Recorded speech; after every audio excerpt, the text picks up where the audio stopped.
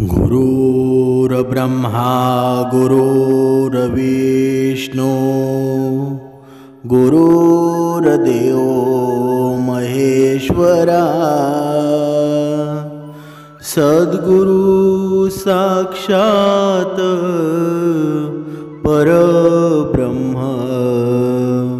तस्मै श्री सद्गुरुवे नमः।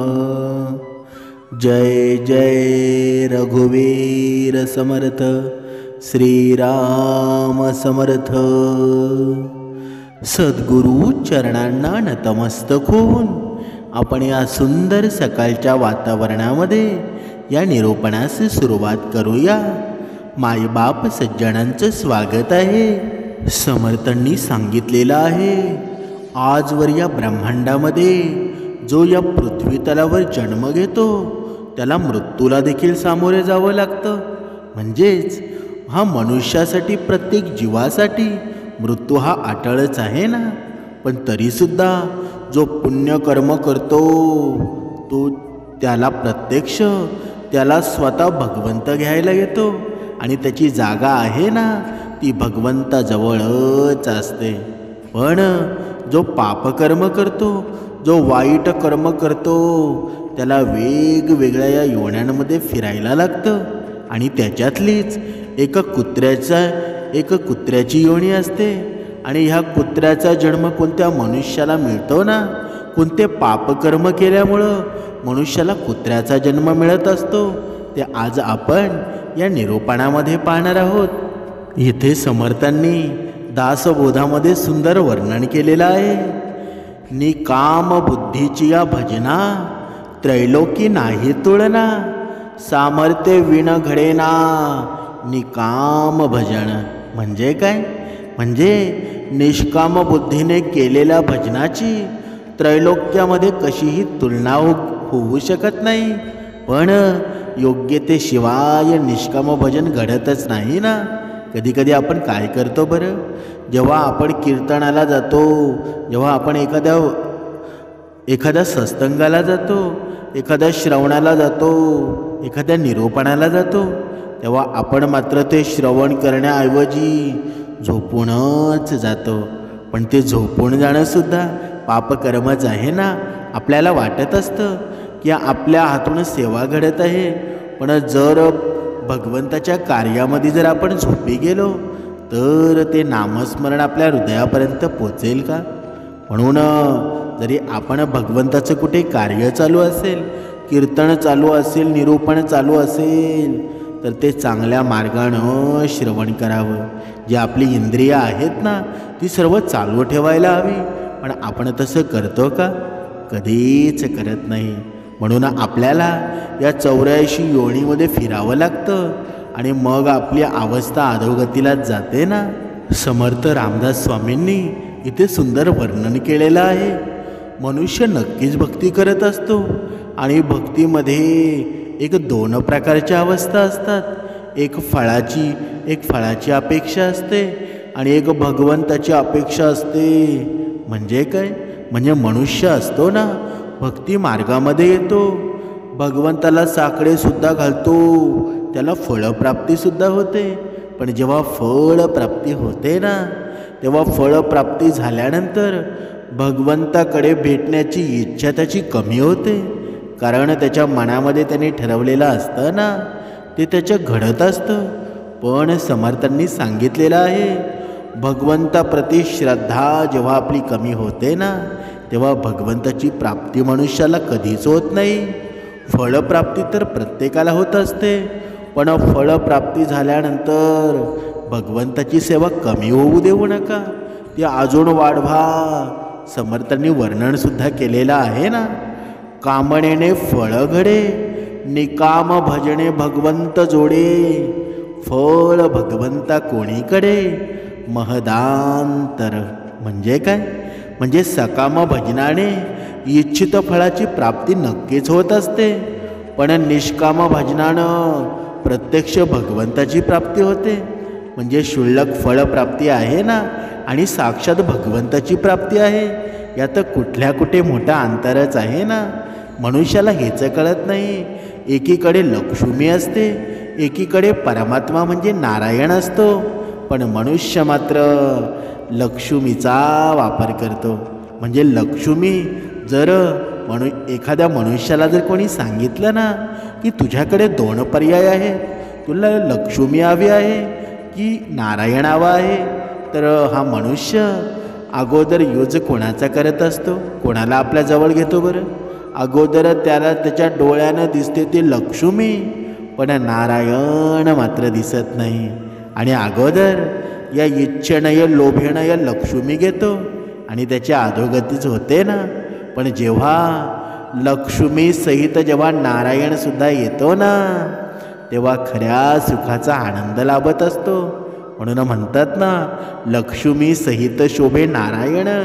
जेव्हा लक्ष्मी सहित नारायण भगवंत आपल्या घरामध्ये येईल ना, तेव्हा सुख समाधानाचा संसार सुद्धा होईल आणि सर्व आपल्या मनानुसार, आपण पाहिलेली स्वप्नानुसार ते जग निर्माण होईल. बघा, आता आपण पाहत होतो की कुत्र्याचा जन्म कोणत्या मनुष्याला मिळत असतो. आपण पाहिलं असेल की मनुष्य आपल्या जीवनामध्ये खूप जास्त पाप करतो. म्हणजे कोणत्या पापामुळं मनुष्याला कुत्र्याचा जन्म मिळतो आणि ते कोणतं कार्य आहे जे मनुष्यानं त्याच्या आयुष्यामध्ये कधीच करू नये, ज्यामुळं आपल्याला नरकात जावं लागेल आणि मग आपल्याला कुत्र्याचा जन्म प्राप्त होतो. हिंदू ग्रंथानुसार या पृथ्वी लोकामध्ये राहणाऱ्या सगळ्या मनुष्याला मृत्यूनंतर त्याच्या कर्मानुसार वेगवेगळ्या योनीमध्ये जन्म मिळत असतो. आणि काही धर्मग्रंथामध्ये असं सुद्धा म्हटलेलं आहे की जो मनुष्य आपल्या जीवनामध्ये खूप जास्त पाप करतो ना, त्यांना एका अशा योनीमध्ये जन्म मिळतो ज्यामध्ये ते आपलं दुःख दुसऱ्या कोणाला सांगू शकत नाही आणि नाही कोणाबरोबर वाटू शकत. म्हणजेच आज आपण हेच पाहणार आहोत की ते कोणतं कार्य आहे जे एका मनुष्यानं आपल्या जीवनकाळामध्ये कधीच करू नये. नाहीतर कुत्र्याचा जन्म असतो ना, तो निश्चित प्राप्त होतो. एकदा देवी सरस्वती ब्रह्मदेवाला भेटायला जाते. तेव्हा ब्रह्मदेवाला म्हणाली, हे प्रभू, मी तुम्हाला भेटायला येत होती. तेव्हा मी पाहिलं की पृथ्वी लोकावर एक कुत्रा कष्टाने भरलेलं आपलं आयुष्य जगत आहे आणि तो ज्या ठिकाणी जात आहे ना, तेथे लोक त्याला काठीने मारत आहेत. त्याला आपलं भोजन मिळवण्यासाठी इकडे तिकडे भटकावं लागत आहे. प्रभू, हे पाहून माझ्या मनामध्ये एक प्रश्न येत आहे. तुम्ही माझ्या या प्रश्नाचं उत्तर द्या. तेव्हा ब्रह्मदेव म्हणाले, हे देवी, तुमच्या मनामध्ये जो प्रश्न आहे ना, मला निश्चिंत होऊन सांगा. मी तुमच्या प्रश्नाचं उत्तर अवश्य देईल. तेव्हा देवी सरस्वती म्हणाली, हे प्रभू, माझा प्रश्न असा आहे की कोणत्या पापामुळं मनुष्याला कुत्र्याचा जन्म मिळत असतो. तेव्हा ब्रह्मदेव हसून म्हणाले, हे देवी, आज मी तुम्हाला एक कथा ऐकवतो, ज्याला ऐकून तुम्हाला तुमच्या सर्व प्रश्नांची उत्तरं मिळले जातील. त्यामुळं या कथेला लक्ष देऊन ऐका. तेव्हा देवी सरस्वती म्हणाली, प्रभू, तुम्ही कथा सांगायला सुरुवात करा. मी पूर्ण एकाग्र होऊन ही मनाने कथा ऐकेल. आणि कथेला सांगत ब्रह्मदेव पुढे म्हणतात, जेव्हा प्रभू श्रीराम आपल्या सभेमध्ये बसलेले होते, तेव्हा त्यांना एक कुत्र्याचा रडण्याचा आवाज ऐकू आला. तेव्हा सभेमध्ये उपस्थित झालेल्या द्वारपाळाने कुत्र्याला हाकलून लावलं. दुसऱ्या दिवशी परत तोच कुत्रा त्याच ठिकाणी येऊन रडू लागला.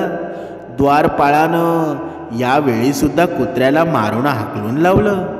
सभेच्या तिसऱ्या दिवशी सुद्धा तोच कुत्रा त्याच ठिकाणी येऊन पुन्हा रडू लागला. तेव्हा प्रभू श्रीरामांच्या मनामध्ये एक प्रश्न निर्माण झाला की हा कुत्रा रोज रोज माझ्या दरवाजाच्या बाहेर का रडतो बरं? भगवान रामांना त्या कुत्र्याला रडण्याचं कारण विचारायचं होतं. प्रभू श्रीराम द्वारपाळाला म्हणाले, त्या कुत्र्याला दरबारात बोलावून आणा. आणि मग त्या कुत्र्याला बोलवण्यासाठी द्वारपाळ त्या कुत्र्याजवळ जातात आणि म्हणतात, प्रभू श्रीरामानं तुला त्यांच्या दरबारामध्ये बोलावलं आहे. कुत्रा म्हणाला, हे मुनिवर, मला एका अशा योनीमध्ये जन्म मिळालेला आहे ज्याला मंदिर, राजभवन, स्वयंपाकघर आणि गोशाळा यांसारखी पवित्र ठिकाणं जाण्यामध्ये मला मनाई आहे. तू जाऊन प्रभू श्रीरामांना मला स्वयं भेटण्यासाठी सांग. मग द्वारपाल प्रभू श्रीरामांना म्हणाले, कुत्रा तुम्हाला भेटण्यासाठी येऊ शकत नाही, तो तुम्हाला भेटण्यासाठी बोलवत आहे. हे ऐकून भगवान श्रीराम स्वयं कुत्र्याला भेटण्यासाठी जातात आणि त्याला म्हणाले, तू रोज माझ्या दरबाराच्या बाहेर येऊन का रडतोस बरं? तेव्हा कुत्रा प्रभू श्रीरामांना म्हणाला, हे प्रभू, मी कोणताच अपराध केलेला नाही, तरीही एका संन्यासानं मला दगडाने मारलं, त्यामुळे माझा एक पाय तुटलेला आहे आणि आता मला खूप जास्त पीडासुद्धा होत आहेत. याच कारणामुळं मी रोज तुमच्या दरबारामध्ये येऊन रडतो. कुत्र्याची पीडा पाहून प्रभू श्रीरामांना खूप दुःख झालं. त्यांनी त्या संन्यासाला आपल्या दरबारामध्ये बोलावलं आणि त्याला म्हणाले, हे सत्य आहे की तुम्ही त्या कुत्र्याला दगड मारला आणि त्यामुळं त्याचा पाय तुटलेला आहे. या कुत्र्यानं काय अपराध केला होता का, ज्यामुळं तुम्ही या मुक्या प्राण्याचा पाय तोडला? तेव्हा तो संन्यासी म्हणाला, हे प्रभू, मी भिक्षा मागण्यासाठी निघालेलो होतो, तेव्हा या कुत्र्यानं माझ्या भिक्षामधल्या अन्नाला स्पर्श केला, त्यामुळं मला त्याच्यावर राग आला आणि मी दगड उचलून त्याला जोरामध्ये मारलं, त्यामुळं त्याचा पाय तुटला. संन्यासाचं हे बोलणं ऐकून भगवान श्रीराम म्हणाले, तुम्हाला माहीत आहे का, हा एक ज्ञानी भिन्न पशु आहे. हे आपलं पोट भरण्यासाठी असं करतात आणि यांना एवढी समजसुद्धा नाही की असं करायला नको आहे म्हणून. आणि जर या कुत्र्यानं तुम्हाला तुमच्या अन्नाला स्पर्श केला होता तर यामध्ये याचा दोष काहीच नव्हता. असं करणं त्याची स्वाभाविक प्रवृत्ती आहे. एवढ्या छोट्या गोष्टीसाठी तुम्ही या कुत्र्याला एवढी मोठी शिक्षा देऊच शकत नाहीत. अपराध या कुत्र्याने नाही, अपराध तर तुम्ही केलेला आहे. तुम्ही संन्यासी असून सुद्धा या कुत्र्याचा पाय तोडला, यामुळं तुम्हीच अपराधी आहात. मग भगवान श्रीराम त्या कुत्र्याला म्हणाले, हा संन्यासी तुझा अपराधी आहे, तुला जी हवी आहे ना ती शिक्षा याला देऊ शकतोस. श्रीरामांचं बोलणं ऐकून तो कुत्रा म्हणाला, हे प्रभू, या संन्यासाला एखाद्या महलाचा राजा बनवा. तेव्हा प्रभू श्रीरामानं त्या कुत्र्याचं बोलणं स्वीकार केलं. मग त्या संन्यासाला सुंदर वस्त्र परिधान करून एका पालखीमध्ये बसवून एका महलामध्ये घेऊन जातात आणि त्या ठिकाणचा त्याला राजा बनवतात. हे सगळं पाहून तो संन्यासी आनंदी झाला. तो विचार करू लागला, खरंच या कुत्र्यामध्ये अक्कल नाही. मी याचा पाय तोडला, पण त्याने मला शिक्षा देण्याऐवजी महलाचा राजा बनवला. हे सगळं पाहून प्रजा आश्चर्यचकित झाली. प्रजा प्रभू श्रीरामांना म्हणाली, हे प्रभू, या कुत्र्यानं या संन्यासाला शिक्षा देण्याऐवजी महलाचा राजा का बनवलं बरं? खरं तर त्या संन्यासानं कुत्र्याचा पाय तोडला होता. प्रजेचं हे बोलणं ऐकून प्रभू श्रीराम म्हणाले, या प्रश्नाचं उत्तर आहे ना, तुम्हाला तो कुत्राच देऊ शकतो. तेव्हा सगळी प्रजा त्या कुत्र्याजवळ गेली आणि त्या कुत्र्याला म्हणाली, तू त्या संन्यासाबरोबर असं का केलं बरं? त्याला दंड देण्याऐवजी तुम्ही त्याला महलाचा राजा का बनवला? तेव्हा कुत्रा हसून म्हणाला, तुम्हाला माहिती करून घ्यायचं आहे की मी त्या संन्यासाला शिक्षा देण्याऐवजी त्याला महलाचा राजा का बनवला बरं? तर ऐका, अन्याय करणारा राजा, घरी आलेल्या याचकांना पळवून लावणारा आणि दुसऱ्यांच्या संपत्तीवर कब्जा करणारा, एखाद्या गरीबावर अत्याचार करणाऱ्याला मृत्यूनंतर दुसरा जन्म कुत्र्याचा प्राप्त होतो. आणि हे सत्य आहे, यामध्ये संकोच करण्याची गोष्ट नाही.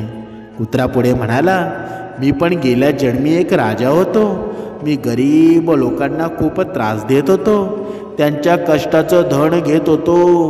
मी पण लोकांवर खूप अन्याय केलेला आहे आणि आपल्यापेक्षा लहान लोकांवर अत्याचार करत होतो, त्यामुळं मला या जन्मामध्ये कुत्र्याचा जन्म मिळालेला आहे आणि आता मी माझ्या पापांचं फळं भोगत आहे आणि मी त्या संन्यासाला यासाठी राजा बनवलेला आहे, म्हणजे त्यालाही त्याच्या पुढच्या जन्मामध्ये कुत्र्याचं आयुष्य मिळेल. तेव्हा त्याला माहीत होईल की कुत्र्याचं आयुष्य नक्की असतं कसं. आपलं पोट भरण्यासाठी किती लोकांकडून मार खावा लागतो. आम्हा कुत्र्यांचं जीवन आहे ना, एवढं सोपं नसतं तेवढं तुम्हाला वाटत असतं. कथेला पुढे सांगत बघा, तुमच्या लक्षात असू द्या. पुढे ब्रह्मदेव बघा देवीला म्हणतात, हे देवी, ते हेच लोक आहेत जे पाप धुण्यासाठी गंगा नदीमध्ये जातात. बघा, हे निरूपण ऐकताना आपला सार विसरू नका. देवी मातेला ब्रह्मदेवी कथा सांगत आहेत की नक्की कुत्र्याचा जन्म कोणते पापांमुळे मिळत असतो, नाहीतर आपण गोष्टींमध्ये दंग होऊन जाऊ नका. या निरूपणाचं सार समजून घ्या. तेव्हा पुढे ब्रह्मदेव म्हणतात, हे देवी, हे तेच लोक आहेत जे पाप धुण्यासाठी गंगा नदीमध्ये जातात, पण तिथून येताच परत पाप करण्यास सुरुवात करतात. आता इथे तुमच्या मनामध्ये हा सुद्धा प्रश्न निर्माण झालेला असेल की जेव्हा आपण म्हणत असतो की तीर्थस्थळी फिरल्यानंतर गंगा नदी असो, वेगवेगळ्या अशा नद्या असो, तिथे जर तीर्थस्थान केलं ना तर आपली पापं धुवून जातात. हे नक्कीच सत्य आहे, पण हे कोणाच्या बाबतीत सत्य आहे बरं? जो योग्य मार्गाने कर्म करतो, कर्मांवर त्याचा वचप आहे, तो कधीच पापकर्म करत नाही. त्याच्या बाबतीत नक्कीच हे घडत असतं. त्याच्या हातामधून जर नकळत पापकर्म झालेली असतील ना तर नक्कीच ती धुतली जातात. पण एखादा पापी मनुष्य जर तिथे स्नान करत असेल तर त्याने किती वेळा जरी स्नान केलं तरी त्याचे पाप कधीच धुतले जाणार नाहीत. पुढे माता सरस्वती ब्रह्मदेवांना म्हणते, प्रभू, या गंगा नदीमध्ये पाप धुतले जात नाहीत का? तेव्हा ब्रह्मदेव हसून म्हणाले, गंगा नदीमध्ये तीच पाप धुतली जातात जी नकळत होतात. जाणून बुजून केलेलं पाप कधीच धुतलं जात नाही. आणि गंगा नदीमध्ये आंघोळ केल्यानं तोच मनुष्य पवित्र होतो ज्याचं मन साफ असेल, मनामध्ये कोणताही लोभ नसेल. गंगा नदीमध्ये छळ कपट करणाऱ्या माणसांचं पाप असतात ना, ती कधीच धुतली जात नाही.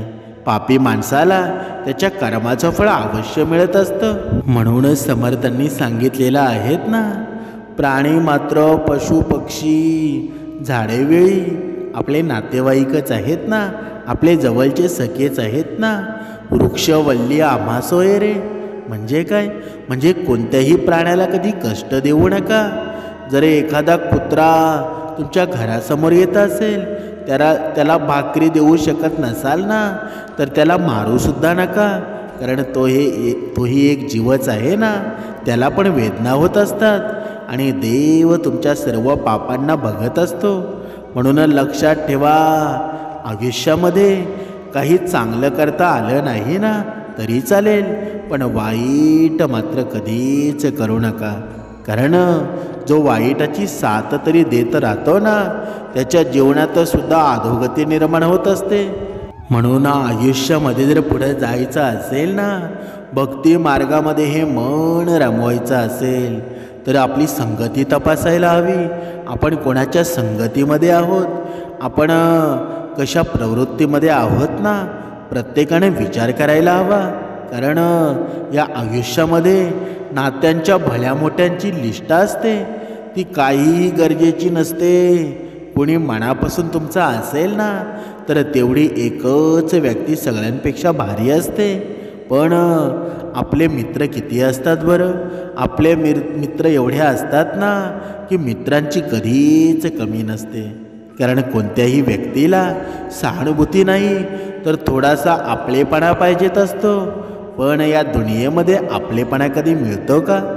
जोपर्यंत तुम्ही घाबरत राहाल ना, तुमच्या आयुष्याचे निर्णय लोकच घेत राहतील. आणि समर्थांनी सांगितलेलं आहे ना, जोपर्यंत मनुष्य आपले स्वतःचे निर्णय स्वतः घेत नाहीत ना, तोपर्यंत तुमच्यावरचे अत्याचारसुद्धा थांबणार नाहीत. तोपर्यंत तुम्हाला वाटेल की मी योग्य मार्गामध्ये आहे. पण जरी तुम्ही भक्ती मार्गामध्ये असाल तरी कोणतीही गोष्ट सहन करत घेऊ नका. कारण जेवढे आपण सहन करत जाऊ ना तेवढे आपल्यावर अत्याचारसुद्धा वाढत जातात. म्हणून आनंदाने जगा. कारण रोज संध्याकाळी सूर्यच मावळत नाही तर तुमचं आयुष्यसुद्धा कमी होत चालत असतं. म्हणून पैशांनी आपण सुखसुविधा तर मिळवू शकतो, पण समाधान केवळ आपल्या चांगल्या कर्मांनीच मिळणार आहे हे ज्या मनुष्याला माहीत होतं ना तो लगेच सुधारतो. तो लगेच आपल्या निर्णयांवर लगेच विचार करायला लागतो. पण जोपर्यंत या गोष्टीचं माणसाला आकलन होत नाही, श्रवण होत नाही, तोपर्यंत माणूस मी सत्य आहे ते तसंच वागत असतो. म्हणजे तो असत्याला सत्य बनवून तो वागण्याची सुरुवात करतो. पण तो सत्य असतो का? तो चुकीचाच मार्ग असतो ना. म्हणून या चुकीच्या मार्गावरून जेव्हा आपण दुसऱ्या चांगल्या मार्गामध्ये जातो तेव्हा आपलं मनसुद्धा प्रसन्न होतं. म्हणून जर आयुष्यामध्ये तुम्हाला शांतता पाहिजेत असेल तर लोकांचं बोलणं मनाला लावून घेणं सोडून द्या. जेव्हा लोकांचं बोलणं तुम्ही मनाला लावून घ्यायला सोडून द्याल ना तेव्हा तुमच्या जीवनामध्ये अशी ऊर्जा निर्माण होईल. म्हणजे जेव्हा आपल्या लोकांवर मन नाराज असतं तेव्हा माणूस ओरडत नाही तर रडतो. कारण का? कारण ह्या वेळेचं चक्र आहे ना खूप गतीनं फिरत असतं. त्यामुळं कधीही तुमच्या ताकदीचा अहंकार करू नका. कधीही तुमच्या धनाचा अहंकार करू नका.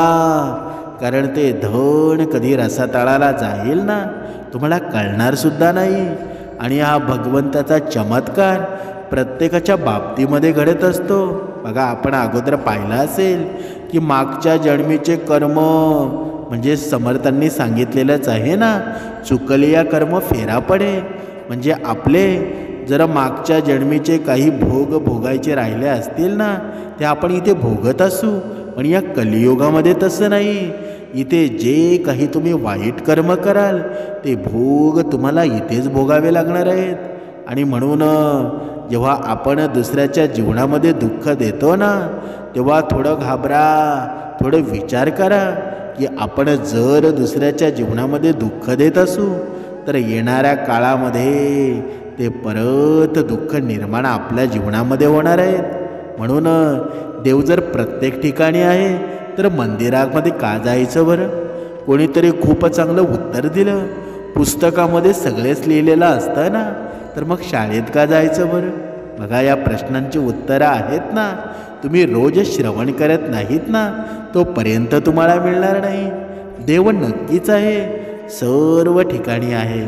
आपण म्हणत असतो माणसामध्ये देव आहे. मग माणसामध्ये जर देव असेल तर मनुष्याने मंदिरामध्ये का जावं बरं? पण जेव्हा मनुष्य मंदिरामध्ये जातो ना तेव्हा ते वातावरण निर्माण झालेलं असतं. ते तयार करावं लागत नाही. आणि त्या वातावरणामध्ये मनुष्याचं मनसुद्धा एकचित्त होऊन जातं. ते आपल्याला जाणवू लागतं इथे कोणीतरी नक्कीच आहे, इथे कोणती तरी शक्ती आहे. म्हणून मनुष्याला मंदिरामध्ये बघा किती समाधान मिळतं बरं. म्हणून कधीही कोणाच्या भावनांबरोबर खेळू नका. असं होऊ शकतं तुम्ही हा खेळ नक्कीच जिंकाल पण हे नक्की आहे की त्या माणसापासून तुम्ही कायमसाठी हाराल. म्हणजे काय? म्हणजे आपण जर दुसऱ्याला दुःख देऊन जिंकत असू पण येणारा काळ तुम्हाला रडवणार आहे. येणारा काळ आहे ना त्यापेक्षा तुम्हाला जास्त दुःख देऊन जाणार आहे. म्हणून या वेळेला घाबरा. कारण ही वेळ आहे ना प्रत्येकाचा हिशोब चुकता करणार आहे. म्हणून आयुष्यामध्ये एक गोष्ट लक्षात ठेवा, लोकांच्या बोलण्याला खूप जास्त महत्त्व देऊ नका. कारण तुमची जेव्हा वेळ बदलली जाते ना तेव्हा लोकांचं बोलणंसुद्धा आपोआप बदलतं. म्हणून लोक काय बोलतात ना आपण ज्या भक्तिमार्गामध्ये आहोत, आपण ज्या संस्कारामध्ये आहोत, लोक तुम्हाला वाईटसुद्धा बोलतील. पण जेव्हा तुम्ही बदलले जाल ना तेव्हा तीच लोक तुम्हाला नावं ठेवण्याच्या ऐवजी तुमच्या सोबत असतील. म्हणून लोक काय बोलतात ना याची कधीही तमा बाळगू नका. तुम्ही निरंतर भक्ती करा. या लोकांना प्रेरणेमध्ये ठेवा.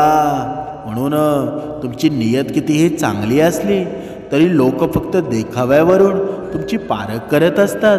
तुमचा दिखावा कितीही चांगला असला ना तरी देव तुम्हाला तुमची नियत कशी आहे त्यावरून पारखत असतो. म्हणून तुम्ही किती सुंदर दिसता याला अजिबात महत्त्व नाही. तुमची नियती कशी आहे, तुमचे कर्म कसे आहेत ना, तो कर्मांवरच पुढचा प्रवास ठरलेला असतो. म्हणून मोठेपणा असा गुण आहे ना जो पदामुळे नाही तर फक्त संस्कारामुळे मिळत असतो. म्हणूनच संस्कार महत्त्वाचे आहेत. आपल्याकडे जरी धन नसलं ना तरी चालेल, कारण भगवंताने आपल्याला जन्माला घातलेला आहे ना. जिथे दात दिले आहेत ना त्या दातांना चाराची सुद्धा म्हणजे चारायची म्हणजे ज्या खाण्याची सुद्धा व्यवस्था केलेली आहे. तुम्ही घाबरून जाऊ नका, तुम्ही कधीच भुकेचे मरणार नाहीत. समर्थांनी या मनाला खूप सुंदर सांगितलेलं आहे. बघा, आपण या कलियुगामध्ये या आयुष्य जगतो ना, पण प्रत्येकाच्या जीवनामध्ये एकच प्रश्न आहे की मला माणसं ओळखायला जमत नाही आणि म्हणून मी फसला जातो. माझे कर्मसुद्धा व्यवस्थित आहेत पण माझ्या जीवनामध्ये अशी माणसं येतात ना की मला ओळखायला जमत नाही. पण समर्थांनी सुंदर सांगितलेलं आहे की चांगली माणसं ओळखायची कशी. चांगल्या माणसांची सगळ्यात पहिली गोष्ट, सगळ्यात शेवटची ओळख ही आहे की ते अशा लोकांचीही इज्जत करतात ज्यांच्याकडून त्यांना काहीही फायद्याची अपेक्षा नसते. म्हणजे काय, म्हणजे चांगल्या माणसाची एकच गोष्ट असते, ती कधीच दुसऱ्याला दुःख देत नाही. जरी त्यांचा शत्रू जरी असेल ना तरी तो गेल्यानंतर तरीसुद्धा ते त्याच्या पाठोमाग काहीच अपशब्द बोलत नाही. म्हणजे चांगला माणूस असतो ना तो कधीही अवगुणांचा स्वीकार करत नाही. म्हणूनच समर्थांनी सांगितलेलं आहे, जगातील सर्वात मोठी गती कोणामध्ये असते बरं? या ब्रह्मांडामधली सर्वात मोठी गती आहे ना तो वेग आहे, तो प्रार्थनेचा आहे. कारण ती तोंडातून निघेपर्यंत देवापर्यंत कधीच पोचलेली असते. फक्त आपण निर्मळ मनाने ती प्रार्थना करायला हवी, निर्मळ मनाने भगवंताची सेवा करायला हवी. जेव्हा या वैखरीमधून हे चिंतन निर्माण होतं ना तेव्हा ते चिंतन काही क्षणात देवापर्यंत पोचतं. म्हणूनच या आयुष्य जगणं खूप सोपं नसतं. संघर्ष केल्याशिवाय कोणीही मान होत नाही.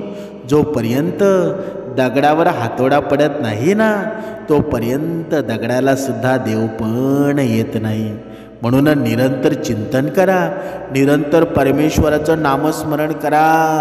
कारण या नामस्मरणामध्ये तुमचे सर्व चमत्कार दडलेले आहेत. उपासनेमध्ये तुमच्या सर्व प्रश्नांची उत्तरं दडलेली आहेत. आणि जोपर्यंत या मनाला ही सवय लागत नाही ना, या मनाला ही गोडी लागत नाही, तोपर्यंत तुमच्या जीवनामध्ये तुमच्या मनामध्ये ठरवलेली तुमची स्वप्न आहेत ती पूर्णत्वात जाणार नाही. म्हणून निरंतर चांगले कर्म करा, सर्वांच्या सुखाचा विचार करा, तुमच्या जीवनात सुद्धा सुख निर्माण होईल. म्हणूनच म्हटलं आहे ना, खुदा का रंग सफेद है बाबा, खुदा का रंग सफेद, जिस रंग में ओ रंग मिल जाए कभी करे ना भेद. खुदा का रंग सफेद है बाबा, खुदा का रंग सफेद. म्हणजे काय, म्हणजे जी कोणाची ही रचना आहे ना ती सुंदर रचना आहे. या भगवंताचा रंग आहे ना तो सफेद आहे, पांढरा आहे. ज्या रंगामध्ये त्याला मिसलाल ना तो रंग तसा होऊन जातो. म्हणजेच आपल्या या पृथ्वी तलावर या कलियुगामध्ये एवढी विचारांची माणसं आहेत ना, त्या प्रत्येक विचारांच्या माणसानं जसं त्याच्या मनामध्ये भगवंताची आकृती निर्माण होईल त्या भगवंताची सेवा करावी. जशी तुम्ही निर्मळ मनाने सेवा कराल ना, तुमचं जो रंग आवडता असेल त्या रंगाने तुम्ही त्या रंगामध्ये मिक्स व्हाल ना, तेव्हा खरी भक्ती घडली जाईल. म्हणून भगवंत कुठे नाही अशी कुठे जागा नाही. ज्या ठिकाणी बघाल तिथे भगवंत तुम्हाला निर्माण होईल. फक्त तुम्ही मिसळण्याचं काम करा. पण आपण मात्र तो विचार कधी करत नाही. भगवंत एवढी भोळी देवता आहे ना, तुम्ही नुसतं नामस्मरण केलं तरी काही जन्म तुम्हाला ते पुरणार आहे, काही जन्म त्याचा फायदा होणार आहे. म्हणून विचार करा, विचार बदला. तुमच्या जीवनाचं सोनं झाल्याशिवाय राहणार नाही. जय जय रघुवीर समर्थ.